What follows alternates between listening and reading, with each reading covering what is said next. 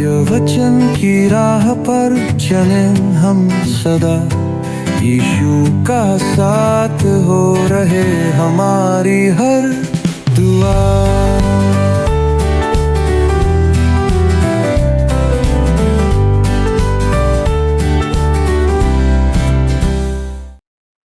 प्रिय दर्शकों, मैं आप सभी का इस क्रमबद्ध बाइबल अध्ययन कार्यक्रम सत्य वचन में हार्दिक स्वागत करती हूँ। आज हम प्रकाशित वाक्य की एक अत्यंत महत्वपूर्ण और प्रेरणादायक कलीसिया फिलाडेल्फिया की कलीसिया के संदेश पर ध्यान केंद्रित करेंगे, विशेषकर अध्याय 3 की 9 से 14 पदों तक। इन पदों में प्रभु यीशु स्वयं इस बात को प्रकट करते हैं कि वो इस कलीसिया से प्रेम करते हैं, जो विश्वास योग्य, धीरजवंत और सच्चे हृदय से परमेश्वर के वचन पर चलते हैं। प्रभु ने आश्वासन देते हैं कि वो उनके साथ हैं, वो द्वार खोलते हैं जिसे कोई बंद नहीं कर सकता, और अंत समय में उनकी रक्षा भी करेंगे।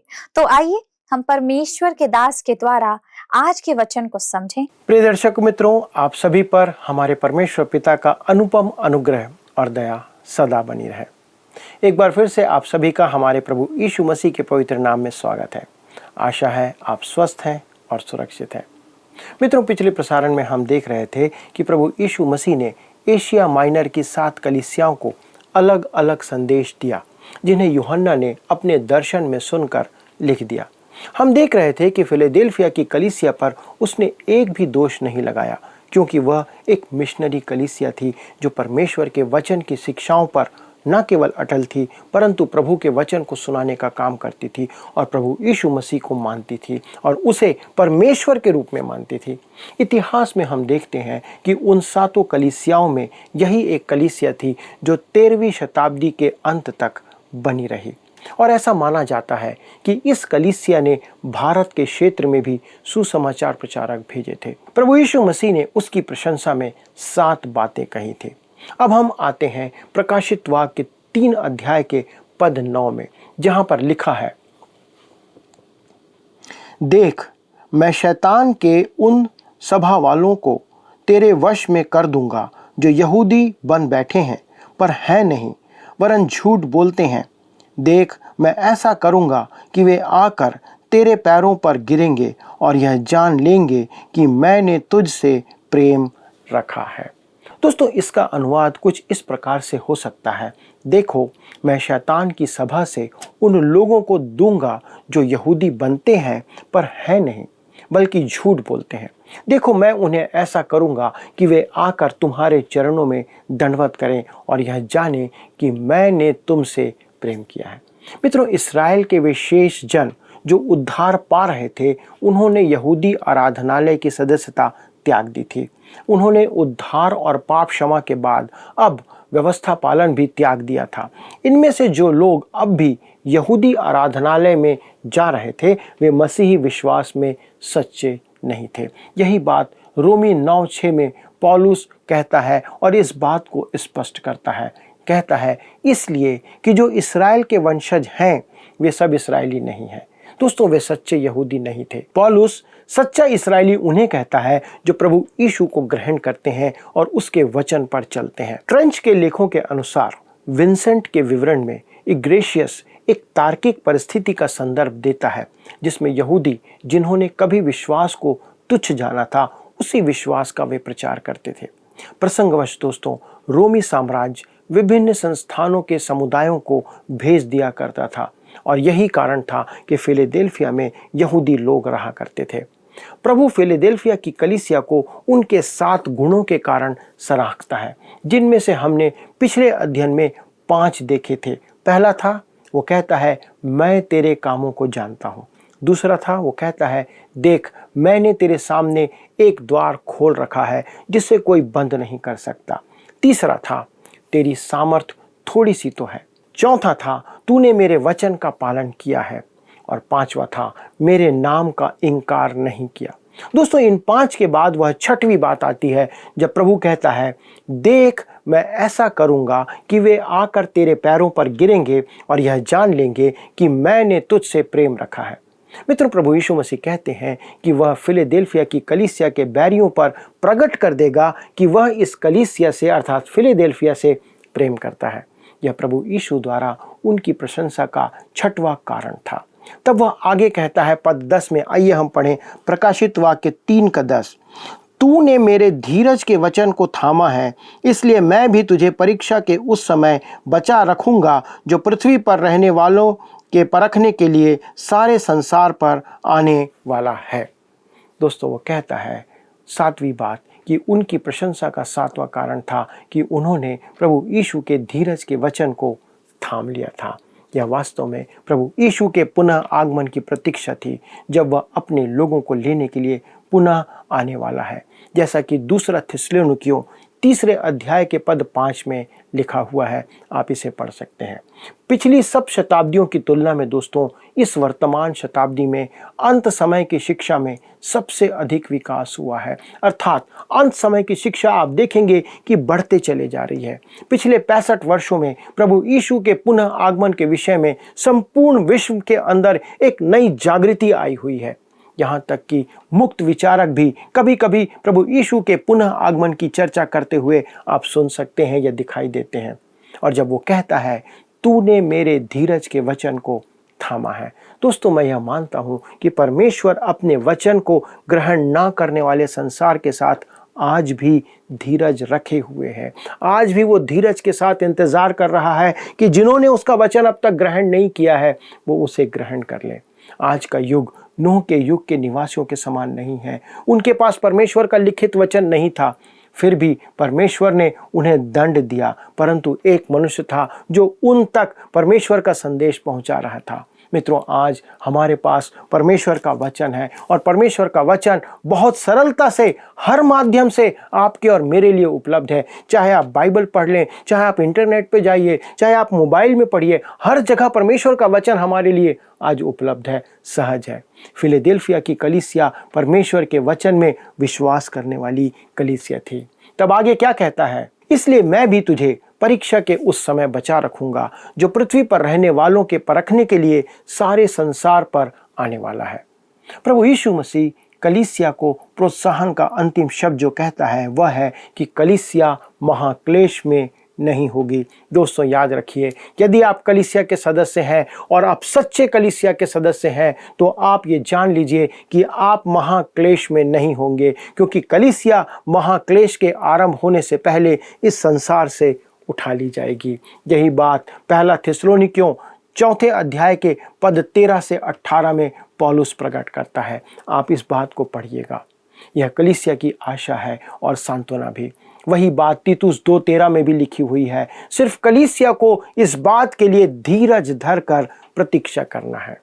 इब्रानी 6:12 में पौलुस कहता है जो विश्वास और धीरज के द्वारा प्रतिज्ञाओं के वारिस होते हैं। दोस्तों हम धीरज के वारिस हैं, हम प्रतिज्ञाओं के वारिस हैं। दोस्तों कलीसिया महाक्लेश और उस दंड की जो आने वाला है उसकी बाट नहीं जो रही है। हम उस दंड का इंतजार नहीं कर रहे हैं। यही बात यूहन्ना के अंदर लिखी है, यूहन्ना 5:24 में, प्रकाशित वाक्य 13 1-8 में और 11-17 में।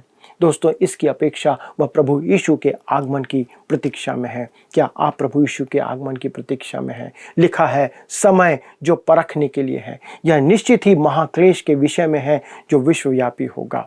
दोस्तों अध्याय 4 और 5 में प्रारंभिक चर्चा के बाद अध्याय 16 से 19 में महाक्लेश के युग का वृत्तांत यहाँ पर दिया गया है, जिसमें प्रभु यीशु मसीह कहते हैं कि यह समय पृथ्वी पर रहने वालों को परखने के लिए सारे संसार पर आने वाला है।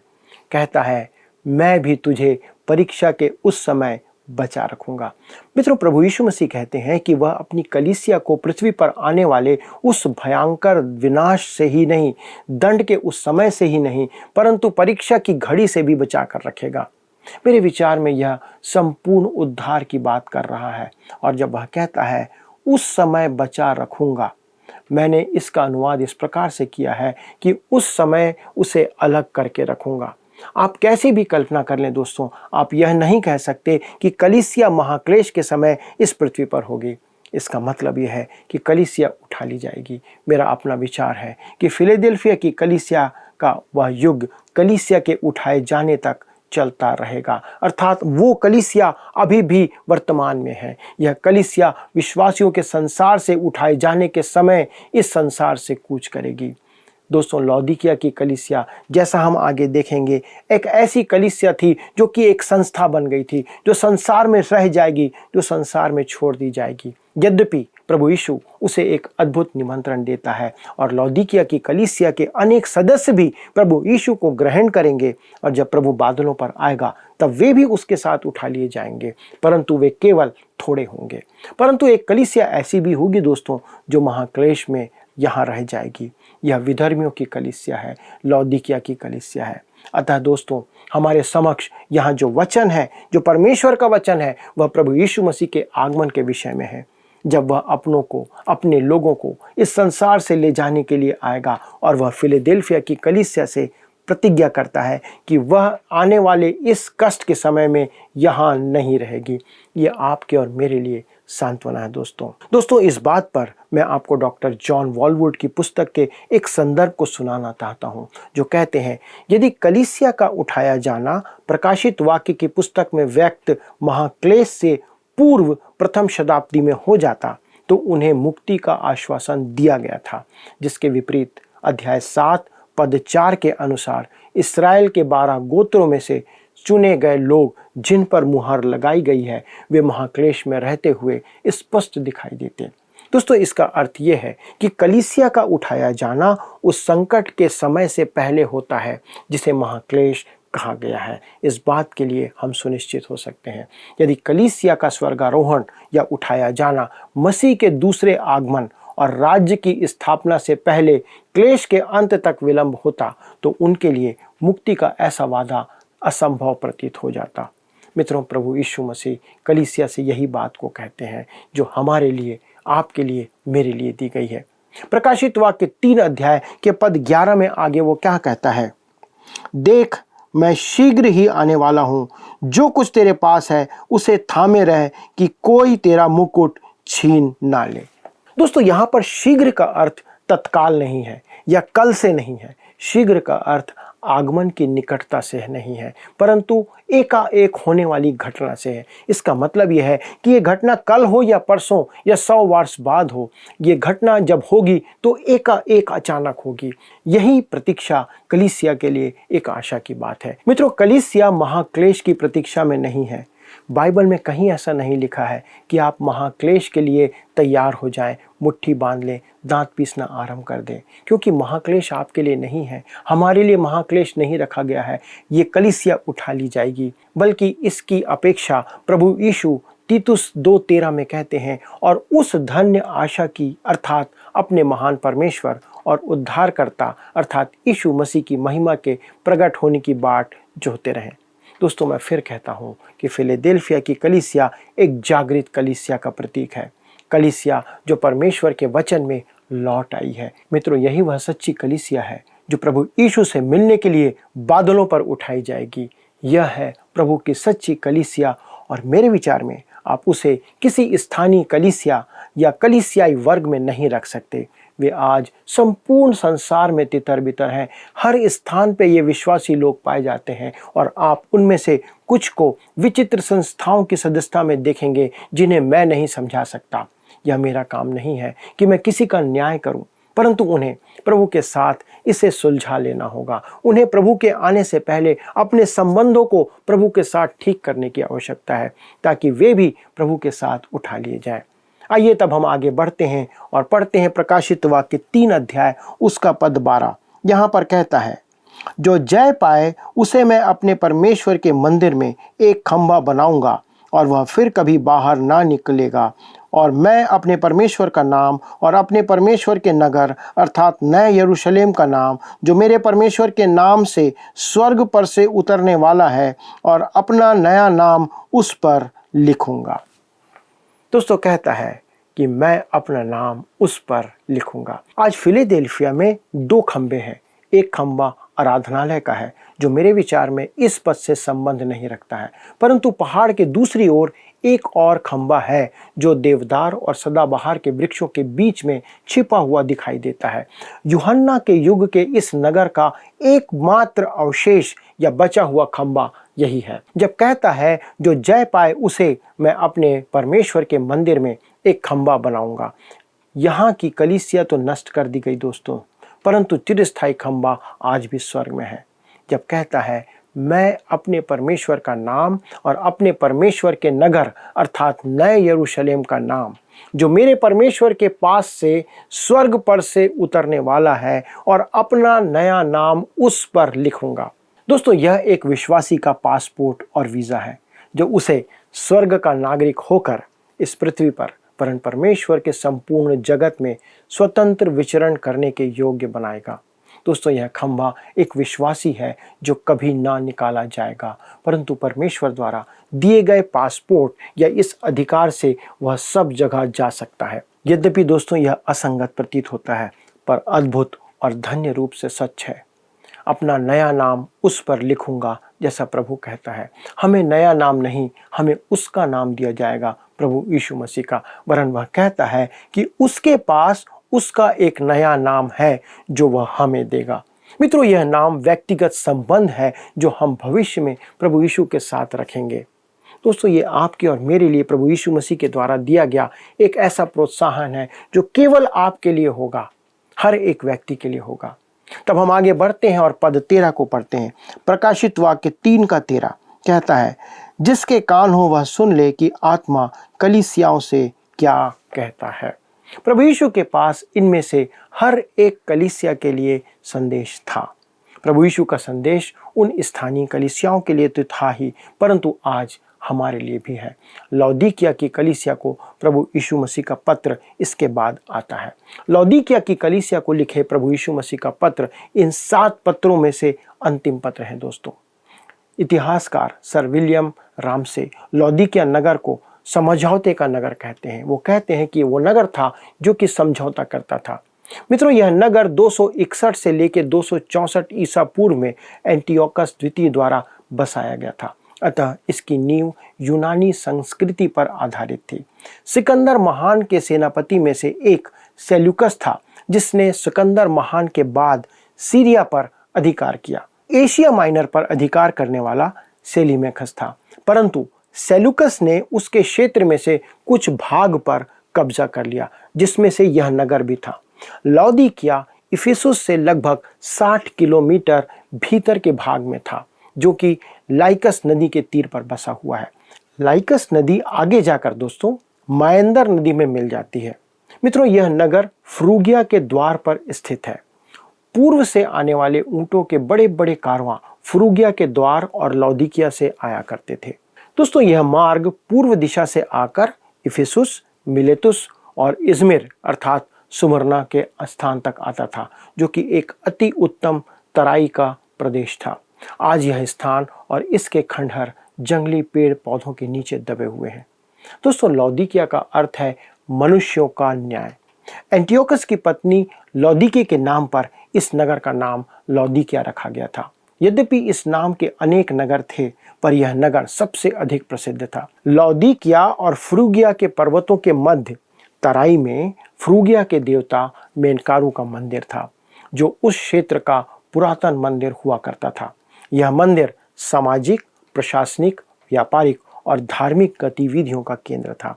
वहाँ एक बड़ा बाजार था, जहाँ चारों ओर से लोग आकर लेन देन या क्रय विक्रय किया करते थे। मित्रों, मेरे विचार में इस्तांबुल का आधुनिक बड़ा बाजार इसके जैसा ही रहा होगा। लौदीकिया धन संपदा से पूर्ण था और यूनानी संस्कृति का वह स्थान था। साथ ही साथ उसमें विज्ञान और साहित्य भी पनप रहा था। वहाँ एक मेडिकल स्कूल था जो उनके गर्व का कारण था, जबकि वह पुराने युग का और बर्बर हुआ करता था। वहाँ आँखों और कानों के लिए एक विशेष लेप तैयार किया जाता था, जिसे रोमी संसार में चूर्ण कहते थे। लौदीकिया औद्योगिक नगर होते हुए व्यापक आर्थिक लेन देन का स्थान भी था। सिसेरो राजा ने अपना न्यायालय वहां बनाया हुआ था। वहां के लोग बृहस्पति और ज्यूस देवता की आराधना किया करते थे। दोस्तों, भूकंप के कारण यह नगर त्याग दिया गया था। वहां रोमी रंगशाला, एक विशाल स्टेडियम और आरंभिक कलीसिया के 3 आराधनालयों के भव्य खंडहर आज भी मौजूद हैं। नगर की खुदाई तो अभी तक नहीं की गई है, परंतु ये खंडहर धरातल पर खड़े हुए हैं। मलबा और वनस्पति के मध्य वो दबे हुए हैं। ऐसा पता चला है कि अमेरिका की एक संस्था ने लौदीकिया की खुदाई के लिए लाखों रुपए वहां पर लगाए हुए हैं। दोस्तों, लौदीकिया के खंडहरों में खड़े होकर आप आसपास के पहाड़ों में कुलस्से और हियरापुलिस को देख सकते हैं, जहां पर जल के सोते उपस्थित हैं। मित्रों, खंडहर तो लौदीकिया या कुलस्से के नहीं परंतु हियरापुलिस के देखने योग्य हैं।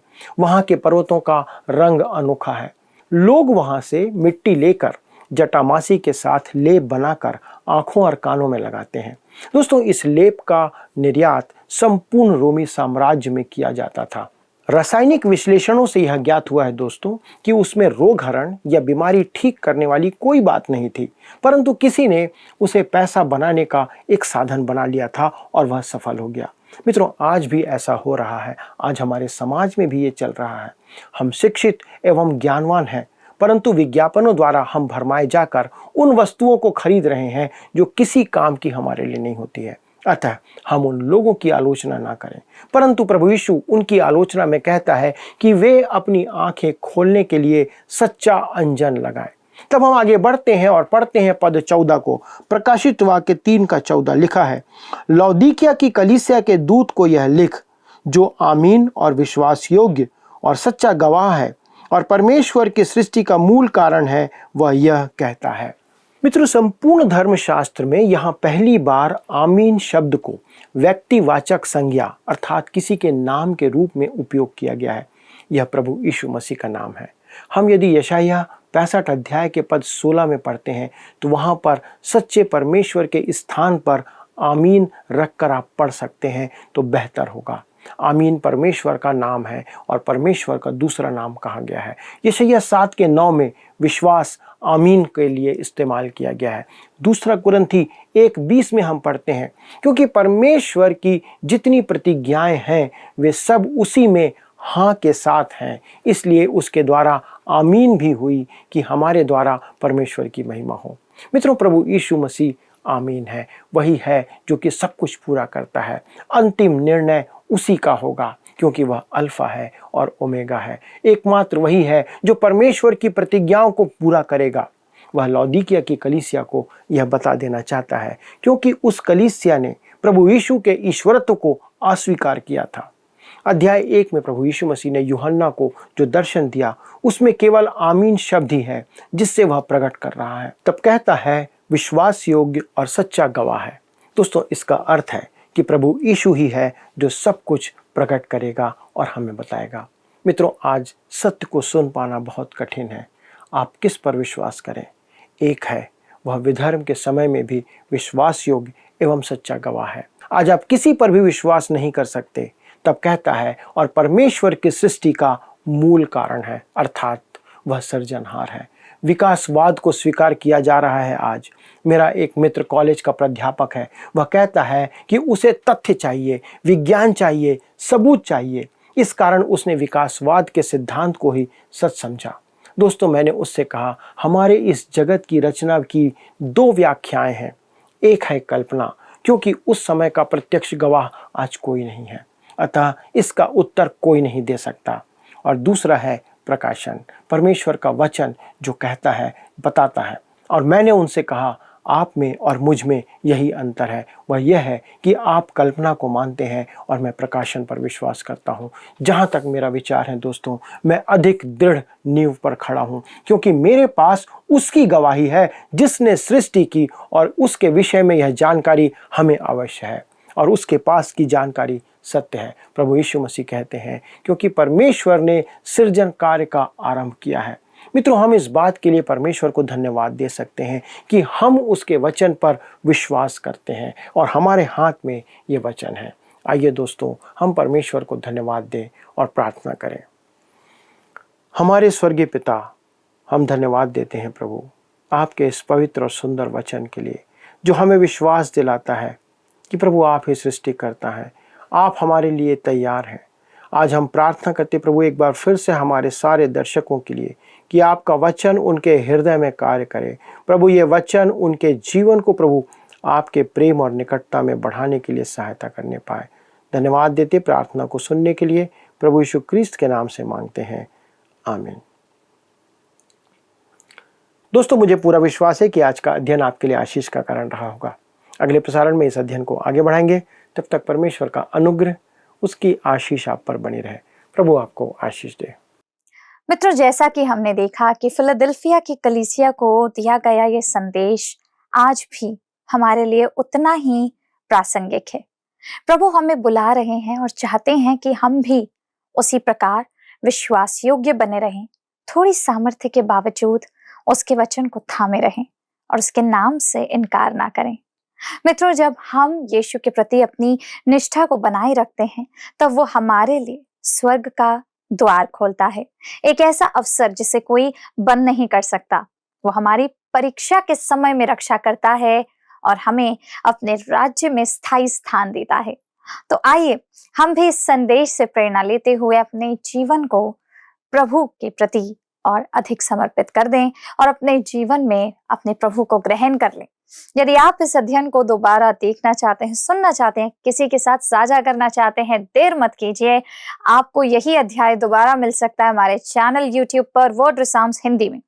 और अधिक जानकारी और प्रार्थना हेतु आप स्क्रीन पर दिए हुए नंबर पर हमें कॉल कर सकते हैं। नंबर आपके सामने है 9651433397। हमारे परामर्शदाता आपकी सहायता अवश्य करेंगे। धन्यवाद।